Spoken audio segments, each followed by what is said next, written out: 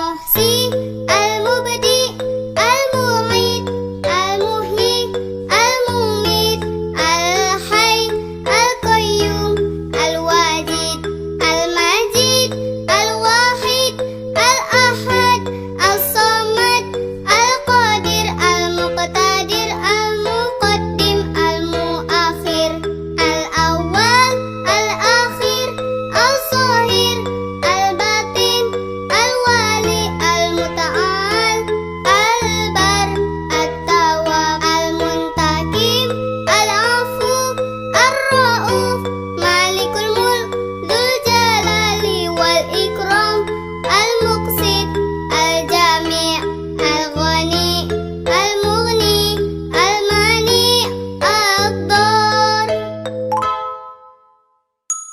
النفيع النور الهادي البديع الباقي الوارث الرشيد الصبور الباقي الوارث الرشيد الصبور. Jangan kita lupa berdoalah padanya, Allah yang Maha Kuasa. Semoga pandai mengaji, menjaga kebersihan setiap hari, akhlaknya baik dan suka menolong, menghormati guru dan orang tua, membantu teman. Assalamualaikum warahmatullahi wabarakatuh. Sobahul khair. Kaifa halukum? Alhamdulillah, semoga kalian di rumah selalu dalam keadaan sehat dan selalu dalam lindungan Allah Subhanahu wa taala. Masih semangat untuk belajar hari ini? Masih ya. Untuk pelajaran hari ini kita belajar bab ketiga, yaitu mengenal Allah dengan dalil akli. Tetapi sebelum Ibu melanjutkan pelajaran selanjutnya, Ibu ingin mengulang sedikit pelajaran minggu kemarin tentang Asmaul Husna. Masih ingat apa itu Asmaul Husna? Ya, Asmaul Husna adalah nama-nama Allah yang baik. Jumlah Asmaul Husna ada 99 nama. Dan untuk Asmaul Husna kali ini kita mempelajari tentang Al-Hamid, Ar-Razzaq, dan Asy-Syakur. Kalian masih ingat apa itu arti Ar-Razzaq? Ya, Ar-Razzaq artinya yang Maha Pemberi rizki. Apa itu arti Al-Hamid? Ya, Al-Hamid artinya adalah Allah yang Maha terpuji. Dan yang terakhir, Asy-Syakur. Apa itu arti Asy-Syakur? Betul, Asy-Syakur artinya adalah Allah yang Maha menerima syukur dan membalas hambanya yang bersyukur. Jadi itu adalah ketiga nama dari 99 nama Asmaul Husna yang kalian telah pelajari. Baik, sekarang kita lanjut ke pelajaran selanjutnya ya, yaitu mengenal Allah dengan dalil akli. Sebelum kita mulai pelajaran selanjutnya, jangan lupa membaca doa sebelum belajar dan ucapkan Bismillahirrohmanirrohim. Baik, hari ini kita belajar mengenal Allah Subhanahu wa ta'ala melalui dalil akli. Sebelum kita mengenal Allah melalui dalil akli, Ibu ingin tahu apa itu dalil akli? Dalil akli adalah mengenal Allah dengan akal. Akli itu artinya akal. Ya, jadi mengenal Allah itu artinya kita meyakini dan percaya akan keberadaannya Allah Subhanahu wa ta'ala. Dan juga ketika kita mengenal Allah, kita juga harus mengetahui dan mengenal sifat wujud Allah. Wujud Allah tidak sama dengan makhluknya. Jadi wujud Allah tidak sama seperti kita.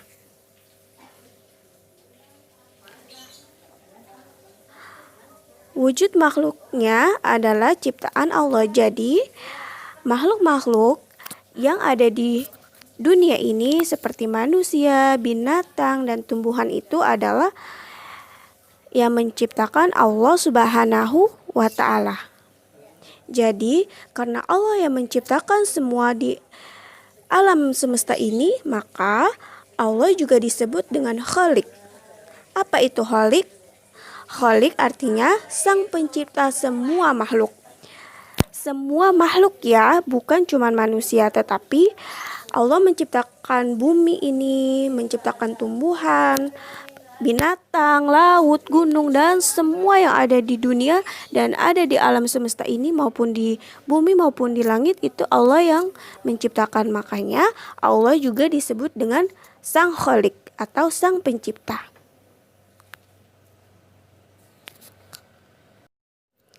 Baik, setelah kita mengenal Allah dengan mempercayai dan meyakini keberadaannya Allah, kita juga harus mengetahui bagaimana cara kita mengetahui bahwa bukti atau adanya Allah. Nah, bukti adanya Allah adalah dengan terciptanya alam semesta yang ada di dunia ini. Dengan terciptanya adanya bumi, dengan tercipta adanya langit, dan dengan tercipta adanya manusia. Allah menciptakan bumi itu sangat indah. Bumi itu berbentuk bulat, terdiri dari daratan dan lautan. Jadi, Allah menciptakan bumi ini bukan hanya daratan saja, bukan hanya tanah saja, tetapi Allah juga menciptakan lautan. Di daratan, Allah hamparkan tanah-tanah yang begitu luas dan berlapis-lapis. Bahkan tanah itu ada 7 lapis. Bukan hanya tanah yang 7 lapis, tetapi langit pun juga jumlahnya 7 lapis. Nah, di bumi Allah juga bukan hanya menciptakan hamparan tanah saja, tetapi Allah juga menciptakan makhluk-makhluk lainnya. Seperti di bumi itu ada manusia, ada binatang, ada tumbuhan. Allah juga menciptakan pegunungan. Terus Allah juga ciptakan bukit-bukit. Allah ciptakan laut yang indah, yang luas sekali. Kalian pernah melihat laut? Kalian juga pernah menyeberangi laut? Ya, kalau kalian pernah menyeberangi laut, kalau kalian lihat hamparan laut, kalian pasti tidak melihat ujungnya. Itulah kebesaran Allah, itu adalah salah satu bukti adanya Allah. Karena Allah menciptakan bumi. Dan selanjutnya, bukti adanya Allah yaitu Allah juga selain menciptakan bumi, Allah juga menciptakan langit.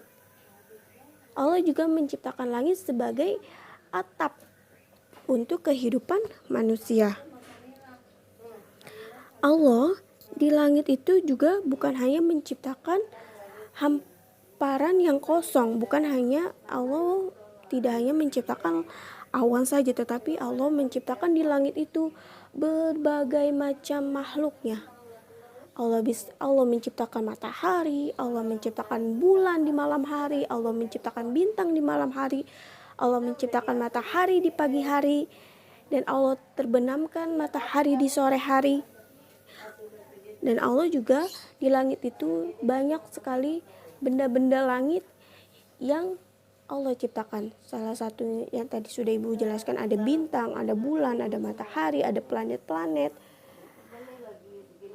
Jadi di langit itu bukan hanya sekedar awan yang polos, tetapi banyak banget isinya. Sama juga seperti di bumi. Itu juga adalah salah satu bukti adanya Allah, yaitu dengan Allah menciptakan langit. Dan yang terakhir di sini Ibu ingin jelaskan bukti bahwa adanya Allah, yaitu setelah Allah menciptakan bumi, menciptakan langit untuk kehidupan, dan Allah juga menciptakan manusia, dan manusia ini adalah yang akan hidup di bumi. Jadi setelah Allah menciptakan tempatnya dan lalu Allah juga menciptakan manusia untuk yang menempatinya.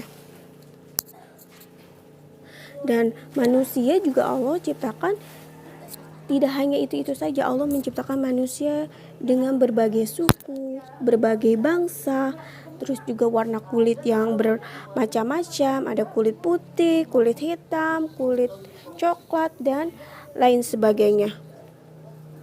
Ada suku bangsa, karena bangsa di dunia ini banyak sekali. Bisa ribuan atau bahkan ratusan. Di Indonesia saja,